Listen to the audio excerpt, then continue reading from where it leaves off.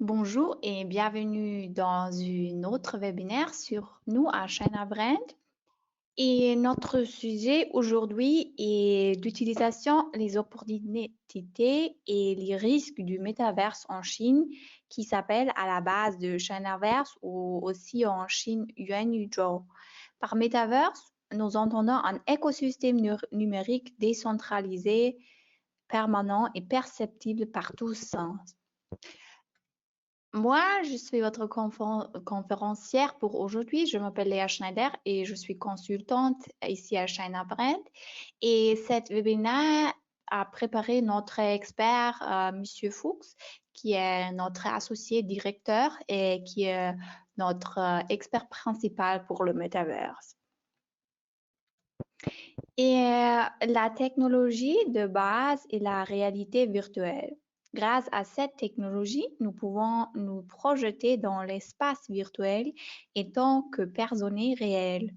Dans le monde numérique, nous sommes assis devant l'Internet. Dans le monde virtuel,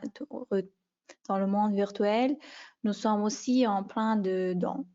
Pour cela, nous avons besoin d'une interface, d'un double de notre personne, c'est un avatar. Il ne s'agit pas forcément d'un avatar au corps entier, il peut agir des simples mains que nous voyons à travers des lunettes VR.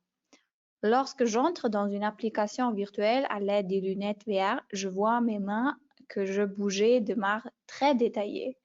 Je peux saisir des objets et les soulever, les écarter, les visser, etc. Le lien entre l'espace réel et l'espace virtuel est ainsi établi. Nous ne parlons pas ici d'acheter des terrains virtuels pour des motifs spéculatifs. C'est un aspect secondaire du métavers. Cela ne sera d'ailleurs pas possible en Chine car les terrains réels y sont la propriété du peuple. Les particuliers ne peuvent pas acheter de terrain en Chine et encore moins spéculer dessus. Et cela ne sera pas non plus possible avec des terrains virtuels aussi. Comment la RV se présente-t-elle dans la pratique alors? Ce sont des exemples des projets actuels. On voit très bien ici à quel point les mouvements de la main sont filigranes. Je peux insérer sans problème une clé USB dans le slot de l'ordinateur. La technologie est déjà très avancée aujourd'hui et va continuer à se développer rapidement. En 2023, il se passera beaucoup de choses, notamment au niveau du matériel. Par exemple, dans le domaine des captures optiques, du traitement de l'image et de l'aptique. Lors de l'utilisation d'avatars, la communication se fait en temps réel via les gestes, les mimiques, la parole, l'audio et la vidéo. Beaucoup de choses sont déjà à la pointe de la technologie aujourd'hui. En Chine, le développement de l'haptique jouait actuellement un rôle important. Les gants haptiques existent depuis longtemps sur le marché. Vous pouvez en acheter sur l'Internet. Les dispositifs haptiques qui permettent de ressentir des sensations liées au toucher via des ultrasons sont relativement nouveaux. C'est un peu comme si l'on se tenait devant un grand haut-parleur de concert et que l'on s'entend le son à travers les vibrations. Ces appareils sont également disponibles dans le commerce. Des cartons olfactifs commandés par des signaux des capteurs sont également déjà disponibles sur le marché. Une boîte à odeur est par exemple fixée magnétiquement au bas d'une parterre des lunettes VR. La boîte contient plusieurs cartouches odorantes avec des odeurs de viande grillée, de café frais ou d'ail par exemple. Ou un jumeau virtuel pour la construction mécanique, l'odeur des câbles qui brûlent, de pièces qui ont chauffé, d'huile qui a coulé. Est-ce que juste un gadget? Alors nice to have? Pas du tout. Pensez aux marques alimentaires connus qui proposent des cours de cuisine virtuelle sur la haute cuisine dans le métavers et à l'aide d'avatars. Des marques comme Danone pourraient exploiter en Chine d'espaces virtuels liés à l'alimentation dans lesquels le cours virtuel sera proposé aux personnes intéressées chinoises. Pour cela, des fabricants de marques auront besoin d'odeurs. Ou alors, vous avez un jumeau virtuel d'une usine chimique dans laquelle vous pouvez entrer en manière immersive en tant inspecteur et y percevoir des odeurs frappantes de liquides corrosifs.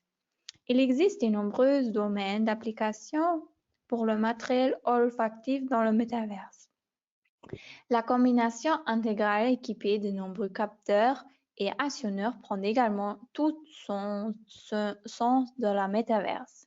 Elle permet de rendre des situations dangereuses perceptibles, par exemple en cas d'incendie ou aussi dans cas d'accident. Les lunettes de réalité augmentée HoloLens 2 de Microsoft sont un système alternatif qui fait concurrence aux lunettes VR. Les HoloLens reposent sur la technologie de la holographie. Elle est généralement utilisée dans l'industrie pour la formation transfrontalière et à la maintenance à la distance, mais aussi pour la collaboration internationale en recherche et développement. Les tout passe alors exemple par la plateforme de collaboration Mesh de Microsoft. Là aussi, des objets virtuels sont utilisés, ce qui manque, c'est l'expérience immersive. Avec le HoloLens, nous ne nous immergeons pas dans un espace virtuel. En fait, ce n'est pas ce que nous entendons par métaverse. Le système va prendre de l'importance avec holoportation qui consiste à projeter une personne sous forme d'hologramme 3D photoréaliste dans un autre lieu très éloigné. Sous les yeux du spectateur apparaît son propre espace à la personne projetée depuis Shanghai, se fond dans l'HoloLens est en illusion parfaite en 3 dimensions, les deux pouvant interagir en termes réels. Mais nous ne sommes alors toujours pas dans le métaverse en tant que l'espace virtuel dans lequel nous pouvons interagir sans limite. Revenons à la réalité virtuelle. Tout ce que nous venons de voir est déjà à la pointe de la technologie dans de nombreuses entreprises. Actuellement, la RV est principalement utilisée dans l'industrie pour formation de collaborateurs, les conférences, la collaboration, la création de mondes d'expériences, la présentation des produits et bien sûr, la vente. La formation est un domaine important pour les entreprises. Un bel exemple est celui du constructeur de machines qui manque de personnel qualifié et doit qualifier des machinistes. Les produits ne sont pas des machines spéciales, mais des machines qui sont vendues en grande quantité. En conséquence, la clientèle internationale est très importante. L'entreprise a 2 formateurs qui doivent apprendre aux employés des clients dans de nombreux pays à utiliser les machines. Vous imaginez bien que 2 formateurs ne peuvent pas dispenser des formations en direct aux clients du monde entier. Les formations dispensées à l'aide des lunettes VR dans le virtuel par des avatars offrant une solution.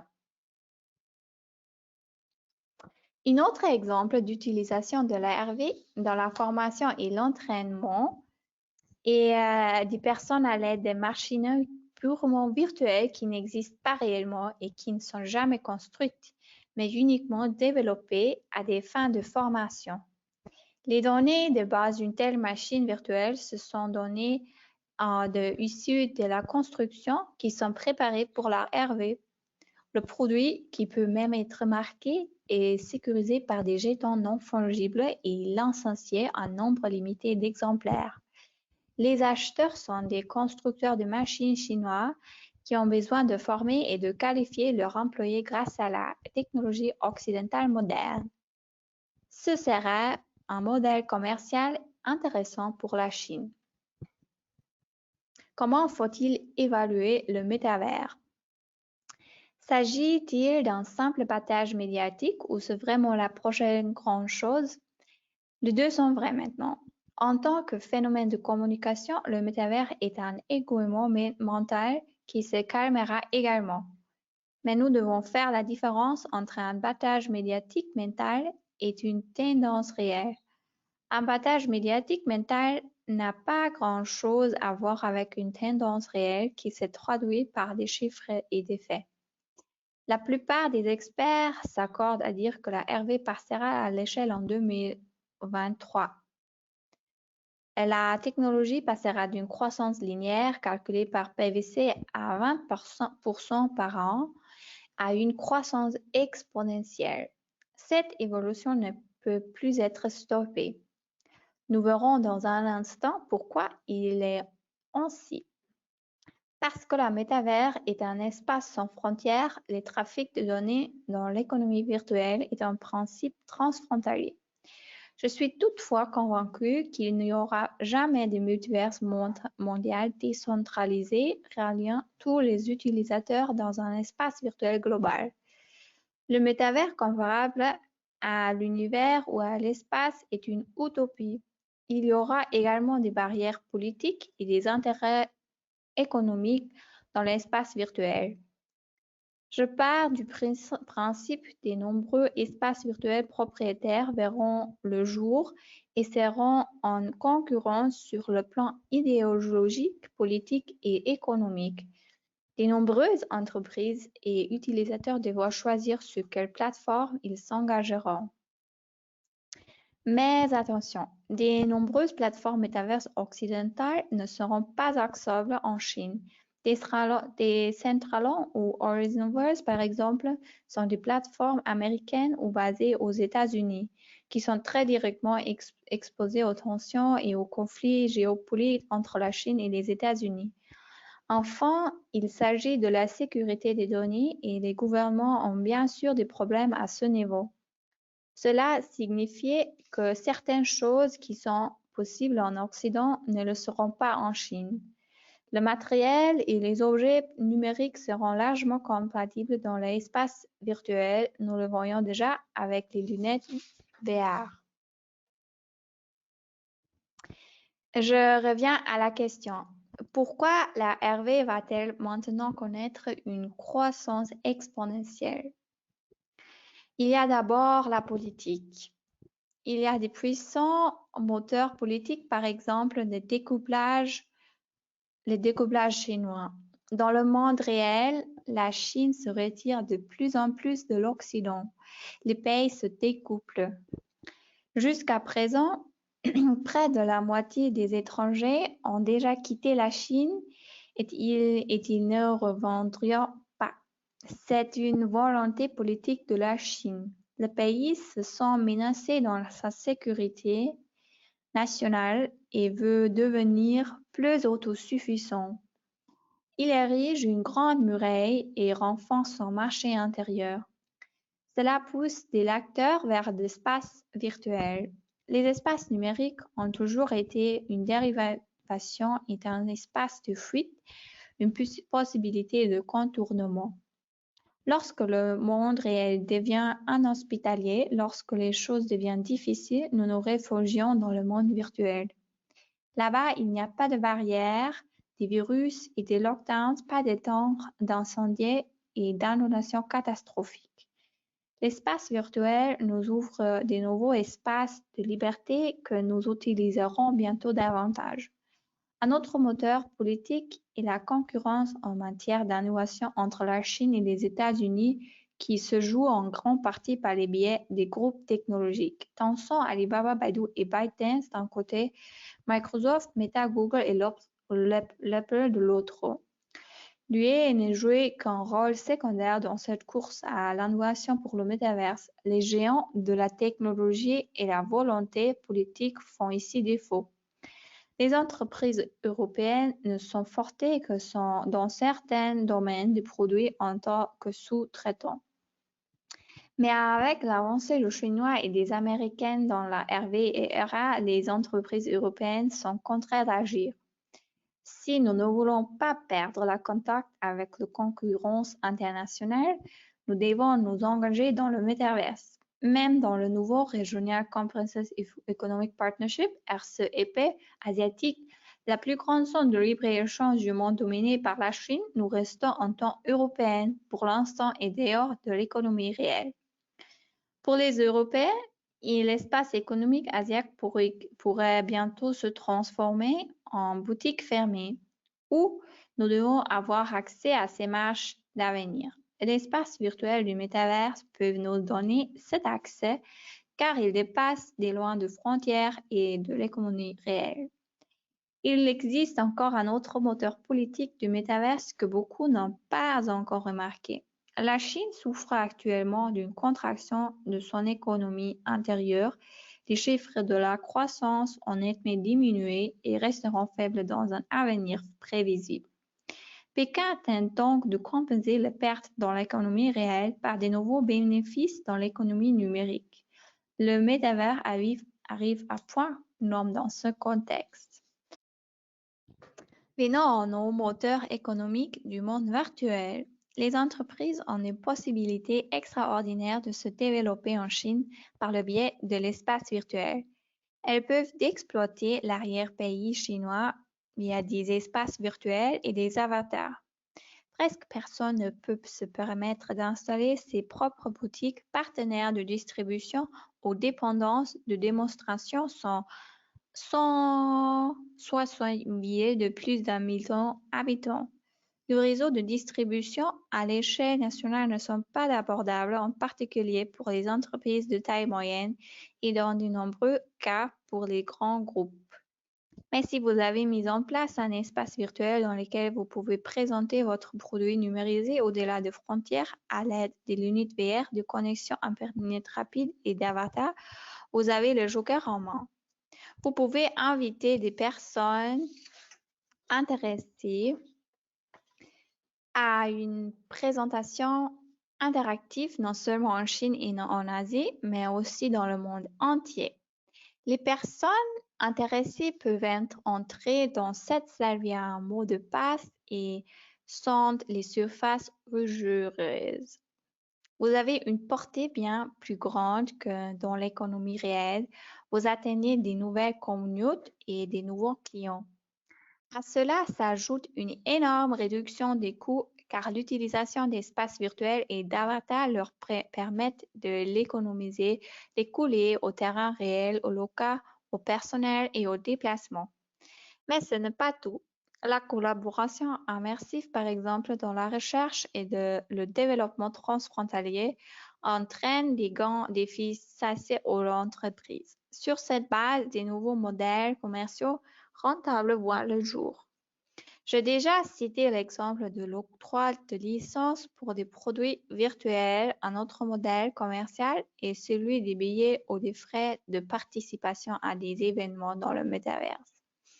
Les entreprises devraient essayer de virtualiser d'abord leurs modèles commerciaux classiques, puis de les transférer en Chine. Il y a là énorme potentiel qui doit être exploité.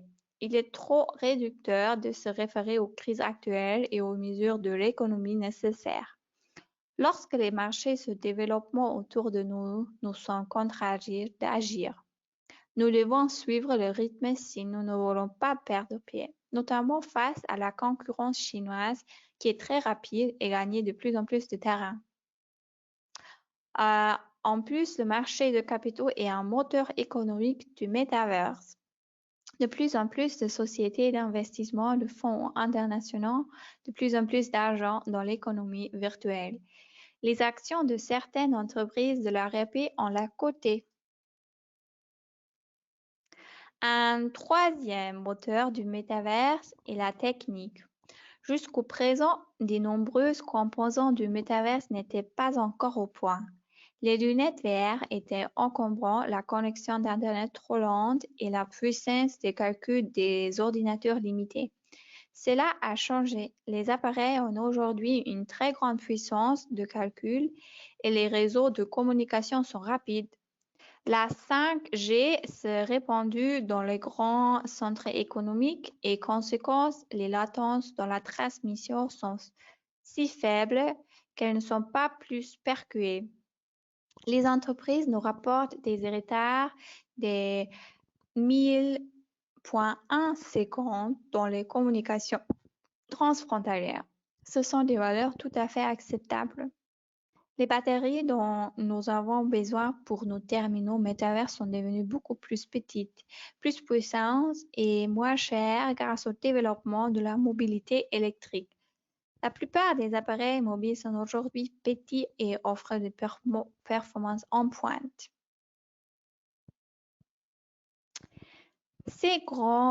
Trois grands moteurs, politiques, économie et technique, poussent de l'économie réelle vers l'économie virtuelle en passant par l'économie numérique.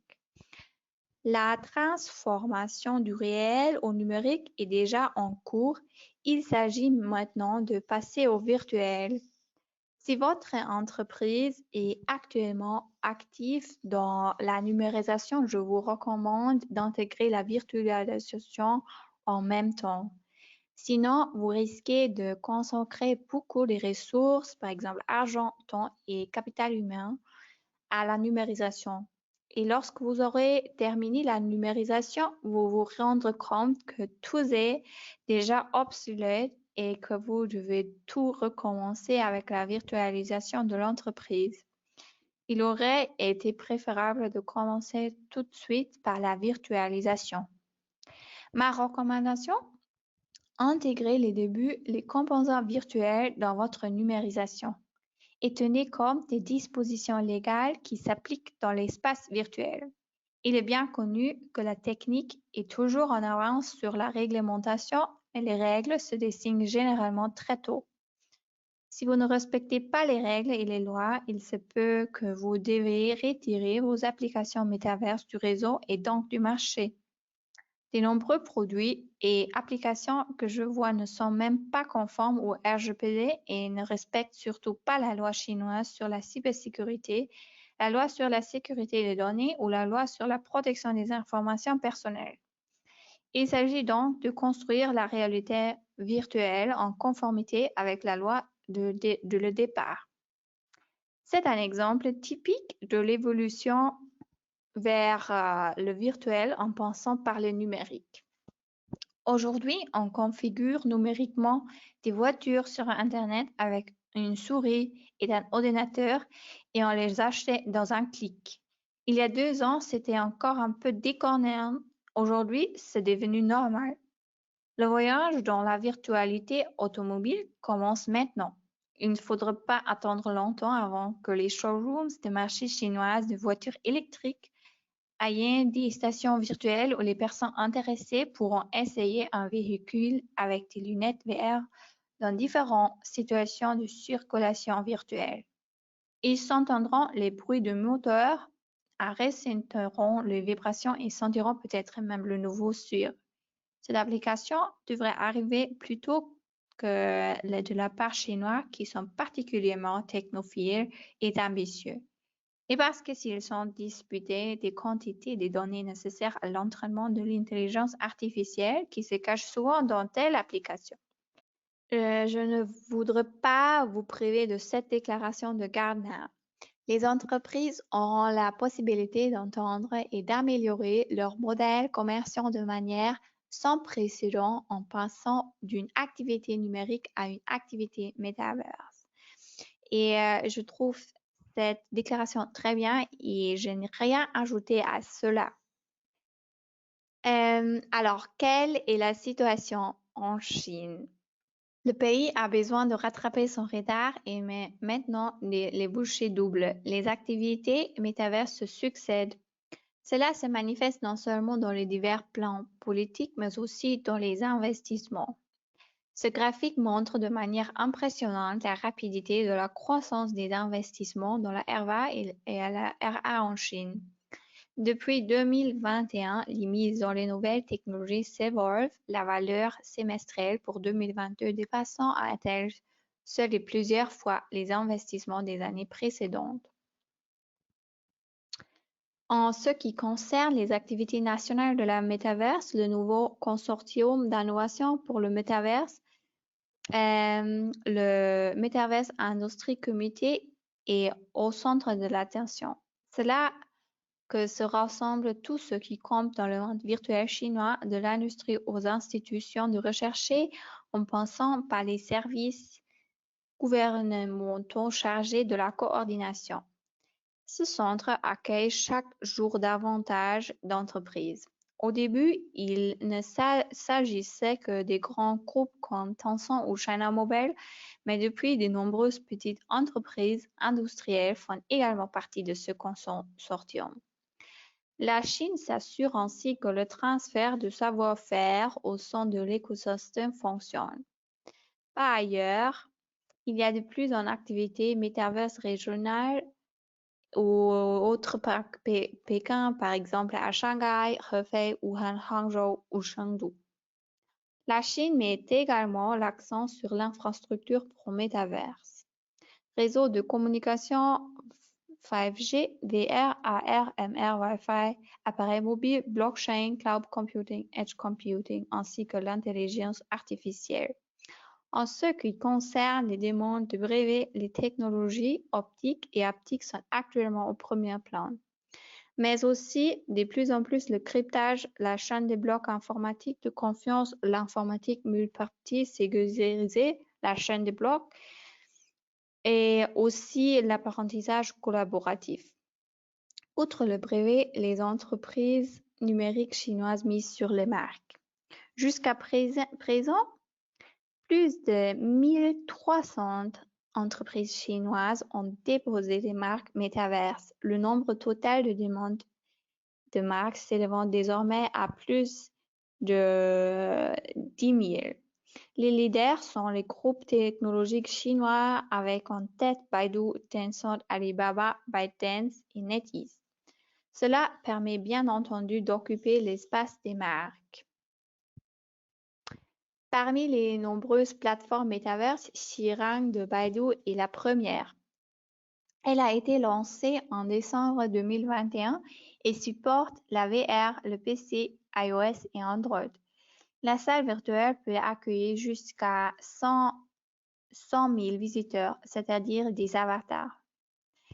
Il est évident que ces plateformes performantes ouvrent également de toutes nouvelles opportunités commerciales aux entreprises étrangères en Chine. Elles peuvent, depuis leur lieu d'origine, effectuer des interactions de démonstration et de vente dans des magasins virtuels, des showrooms ou des centres commerciaux basés sur des plateformes vendues à des avatars. Acheter des biens réels ou virtuels dans ces environnements d'achat virtuels ou encore louer ou consommer sous licence des produits et services purement numériques. Les casques VR permettent de réaliser des études de marché virtuel et de tester le comportement de consommateurs à moindre coût sur l'immense marché chinois, de mener des activités de développement et de consommation technique transfrontalière en collaboration et d'échanger d'informations avec des clients sans espace virtuel. De nombreuses entreprises utilisent déjà la RV et la RA pour dispenser des formations et des entraînements en Chine pour faire fonctionner et entretenir des installations industrielles ou pour exploiter des jumeaux virtuels. Les événements virtuels tels que les salons, les expositions ou les congrès sont également déjà une pratique courante. Je le répète, un jumeau virtuel n'est pas un jumeau numérique. De nombreuses entreprises exploitent aujourd'hui des jumeaux numériques en Chine, mais pas encore des jumeaux virtuels. Dans le cas du jumeau numérique, l'ingénieur assiste devant un écran. Il regarde l'image tridimensionnelle de l'installation et peut aussi la déplacer avec souris et les touches. Dans un jumeau virtuel, l'ingénieur entre dans l'installation avec ses lunettes VR. Il peut la soulever avec les mains, le viser, effectuer des réglages. C'est toute une autre dimension. Vous savez que Xi Jinping mène une politique d'intérêt général. Il oriente davantage l'économie de la société vers le bien commun. Dans le contexte de cette réorientation politique, le marché de luxe occidental, par exemple, qui sont perçus en Chine comme trop individuels et décomptés, peuvent subir des pressions politiques. Dans le cadre du déclassement croissant, les forces qui agissent contre l'Occident se renforcent. La réalité virtuelle permet également de créer des modèles commerciaux entièrement nouveaux et en Chine. Un exemple, l'offre complémentaire pour les touristes chinois de visiter le Louvre à Paris dans l'espace virtuel. L'entrée est gratuite, mais la visite de la Joconde et d'autres objets célébrés est payante. Les marques françaises de gastronomie peuvent proposer des cours de haute cuisine dans l'espace virtuel. Les constructeurs automobiles vendent des expériences inversées. Un autre modèle commercial consiste à facturer des frais de participation à des services de formation virtuelle dispensés depuis l'étranger via des avatars en Chine.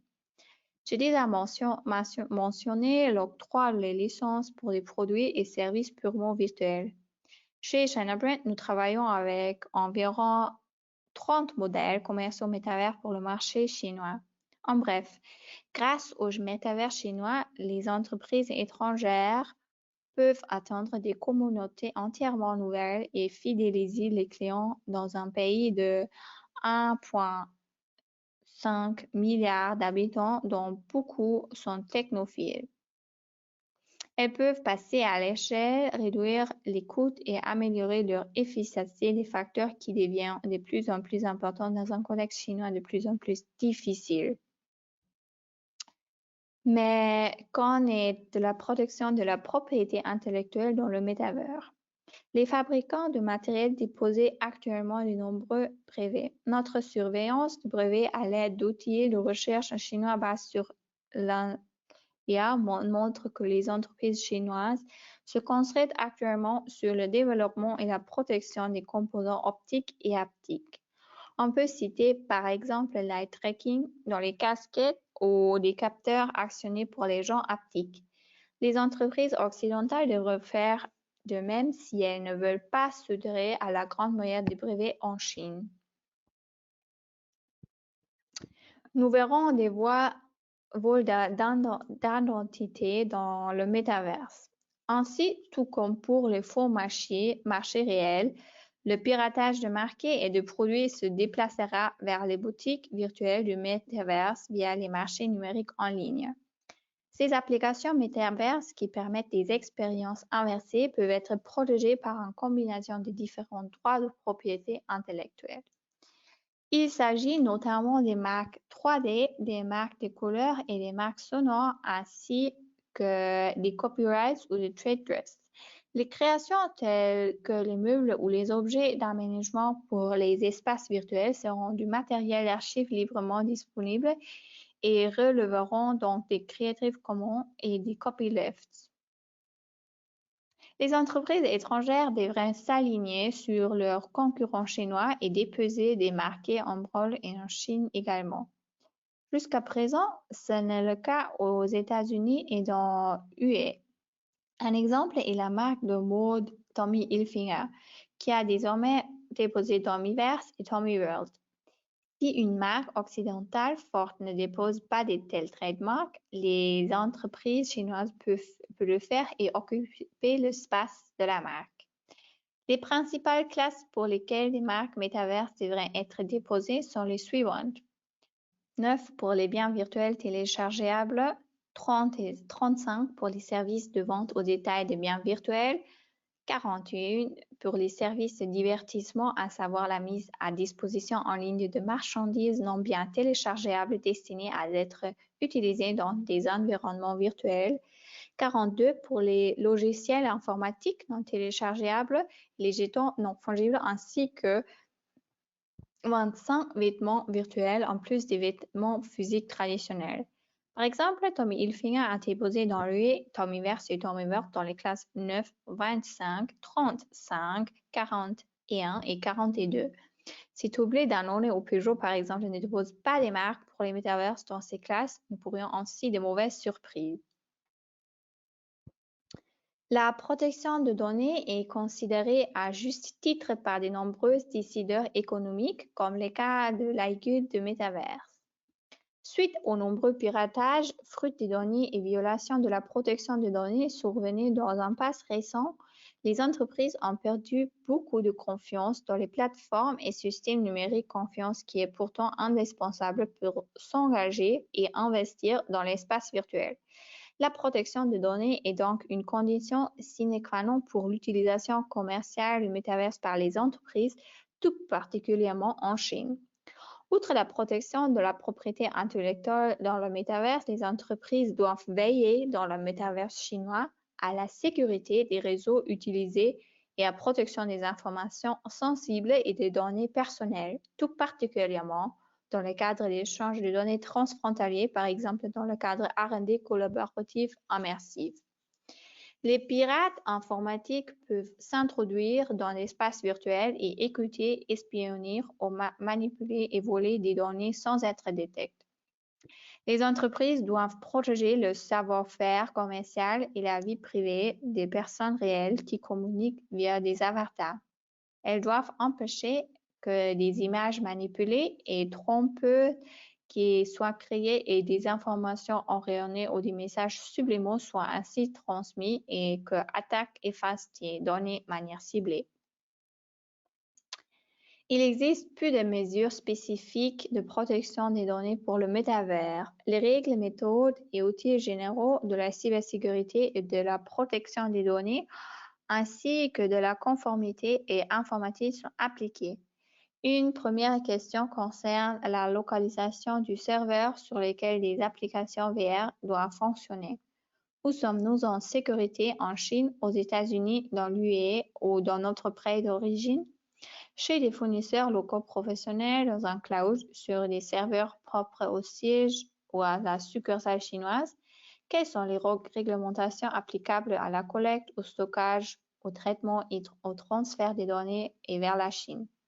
Quels risques informatiques peuvent survenir en raison de l'évolution politique? Existe-t-il des fournisseurs locaux haut de gamme qui proposent vraiment des solutions excellentes et rapides et sûres? Des outils chinois relativement bien développés permettent aux utilisateurs de détecter les manipulations d'avatars par des deepfakes et de mettre en place des mesures de défense. L'entreprise étrangère était jusqu'à présent confrontée à un dilemme lors du choix de leur prestataire de services de cloud. Les plateformes chinoises et américaines ne sont pas sûres car les gouvernements respectifs ont accès aux données des utilisateurs. Chez Microsoft aussi, les serveurs fonctionnent aux États-Unis et derrière Azure China ou AWS Chine se trouvent des partenaires chinois par le biais desquels déterre accès. Cet dilemme se résout toutefois en raison des tensions géopolitiques croissantes entre la Chine et les États-Unis, de la poursuite du découplage de la nation asiatique. De plus en plus d'entreprises s'attendent à ce que les opérateurs de serveurs américains rencontrent des problèmes en Chine ou quittent même le pays. Certains groupes sont déjà en train d'élaborer des plans d'urgence correspondants afin d'éviter la perte de leurs données en Chine. De nombreuses entreprises souhaitent désormais contrôler davantage l'hébergement dans le cadre de leur activité en Chine et ont donc opté pour l'auto-hébergement, une solution coûteuse mais sûre. Le fait que le gouvernement chinois censurera le métavers est considéré comme acquis. Pékin applique depuis longtemps une politique de tolérance zéro à l'égard du contenu l'Internet politique sensible et il n'en ira pas autrement l'espace virtuel. Le gouvernement continuera à censurer les communications illégales et indésirables, à orienter les applications de la technologie vers des objectifs gouvernementaux et à utiliser la technologie également à des fins idéologiques. Mais l'insécurité souvent exprime dans le cadre du métavers chinois et du grand pare-feu n'est en grande partie qu'une insécurité renseignante qui ne correspond pas à la réalité de l'économie. L'appareil de censure étatique ne s'intéresse pas aux produits que les Chinois achètent dans l'espace virtuel, aux activités avatar utilisées pour former des techniciens de service à l'entretien des machines et aux résultats des études marché virtuel des marques de bière. À cela ajoute le fait que le métavers anticipe la censure d'Internet du pays. Alors que le Great Firewall ne contrôle que le flux d'informations sous forme de texte, des graphiques et des vidéos sur Internet, L'espace virtuel concerne des interactions dynamiques avec des éléments multiples qui devraient être surveillés. Et la manière dont l'expérience immersive peut être contrôlée par des senseurs reste à déterminer. Une censure virtuelle ne sera pas un mince affaire si tant est qu'elle ait lieu. La fonction du Great Firewall est bien illustrée par l'exemple du WeChat. Le service de messagerie leader en Chine était divisé par Tencent en une version chinoise, Weixin, et une version internationale, WeChat. Les données sont traitées, stockées et protégées sur ces serveurs d'Instinct. C'est particulièrement vrai pour les informations personnelles stockées par les entreprises tech. Les étrangers qui s'adressent à des utilisateurs en Chine doivent y être enregistrés en compte Weixin, puis suivre les procédures d'activation et de vérification. De cette manière, le compte devient disponible pour l'utilisateur chinois. Les données chinoises sensibles ne seront plus accessibles aux utilisateurs étrangers de WeChat et l'utilisateur chinois de Weixin ne pourront plus accéder à de nombreux médias et à campagnes d'étrangers. Nous nous attendons à ce que le gouvernement utilise l'espace virtuel pour soutenir l'économie réelle et maintenir la stabilité sociale. En fin de compte, le métaverse doit également servir le bien commun. Les influences négatives telles que l'expansion démesurée du capital ou fraude devraient être combattues par des mesures strictes. Alors qu'en Occident, le métaverse est orienté vers l'économie de marché et traité comme un espace économique pas entière, en Chine, il est régi par l'économie d'État subordonnée à l'économie réelle.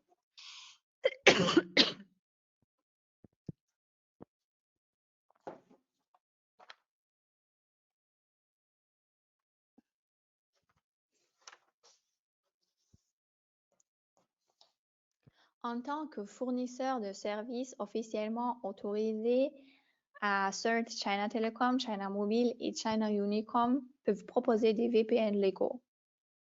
China Telecom dispose d'un vaste réseau, entre autres dans les pays hôtes et d'initiatives PAI. Pour l'instant, on ne sait pas encore si les fournisseurs de VPN étrangers peuvent fournir des VPN légaux. L'utilisation de ces services est toutefois largement tolérée. Pékin a considérablement libéralisé l'utilisation de la cryptographie commerciale, levé en grande partie les restrictions imposées aux entreprises étrangères et assoupli la réglementation sur le cryptage commercial. La nouvelle loi sur le cryptage de la RPC encourage l'utilisation du cryptage. Le cryptage est explicitement autorisé. Les entreprises doivent toutefois continuer à répondre aux demandes d'accès aux données émanant des autorisés. Les entreprises qui utilisent le cryptage de bout en bout ne peuvent toutefois pas satisfaire à cette obligation. La loi sur le cryptage ne contient toutefois pas des dispositions explicites obligeant les entreprises à décrypter les données de fin sécurité et renseignement. Dans le cryptage en transit, les messages sont cryptés du côté de l'expéditeur et livrés au serveur. Du côté du serveur, le message est décrypté à nouveau crypté, puis remis au destinataire qui crypte à nouveau message. Le cryptage de transit protège les informations pendant la transmission, mais le maillon intermédiaire de la chaîne de transmission, le serveur peut voir le contenu du message. Les entreprises qui collectent, traitent, stockent et transfèrent des données en Chine basent toujours leur conformité informatique sur une cartographie des données. Il s'agit d'une analyse complète et détaillée du type de données existant dans l'entreprise en Chine, si ces données sont personnelles, importantes ou sensibles, si elles sont stockées localement ou transférées à l'étranger. Ce n'est que la base de cette analyse qu'il est possible de vérifier la conformité avec les nouvelles lois chinoises et de prendre les mesures nécessaires. La Chine est en train de définir la manière proactive de position stratégique dans l'industrie de la métaverse qui évolue rapidement, d'occuper un nouvel espace économique et d'établir ses propres normes afin de pouvoir profiter des avantages du premier entrant dans le nouvel écosystème virtuel. La blockchain, le renminbi numérique et les jetons non fongibles assistent comme des catalyseurs tout comme la poursuite de l'extension de la 5G, le développement de la 6G et l'infrastructure dans cette croissance de la route de soins numériques. Il est certain que le gouvernement chinois contrôlera le métavers tout comme l'économie réelle. Il y aura un métavers séparé pour l'étranger, comme pour Douyin, qui est une plateforme séparée TikTok, également disponible pour des étrangers, mais qui n'est pas liée à la version chinoise. La Chinaverse soutiendra l'économie réelle chinoise et renforcera les entreprises chinoises en Chine et sur les marchés d'exportation. Les entreprises occidentales ne se retrouvent ainsi sous pression. Nous recommandons aux entreprises étrangères d'utiliser le dynamique métavers chinois comme espace d'étonnement pour leur numérisation. Celles qui se numérisent maintenant devraient déjà intégrer des applications virtuelles pour ne pas avoir à recommencer la virtualisation à la fin. Les entreprises devraient constituer un task force, intégrer les secteurs et les collaborations coordonnées, réunir des différents thèmes d'avenir. De cette manière, elles peuvent développer et traiter de nouvelles questions avec un effort raisonnable. Au départ, il faut toujours se poser la question de cas d'application concret de l'utilité de la valeur ajoutée pouvant être générée par les applications Metaverse. Il faut ensuite définir des objectifs clairs, développer une stratégie et des modèles commerciaux Metaverse et trouver des prestataires de services compétents dans les domaines juridiques et techniques pour la mise en œuvre. Et comme ça, nous sommes déjà à la fin de notre webinaire. Si vous avez des questions, vous pouvez toujours contacter vous. Ici est notre email de notre expert qui a préparé cette webinaire et tout le contenu. Et si vous avez des questions, seulement faire un email à nous ou aussi un téléphone. Merci beaucoup pour votre attention et je vous souhaite une bonne journée. Au revoir.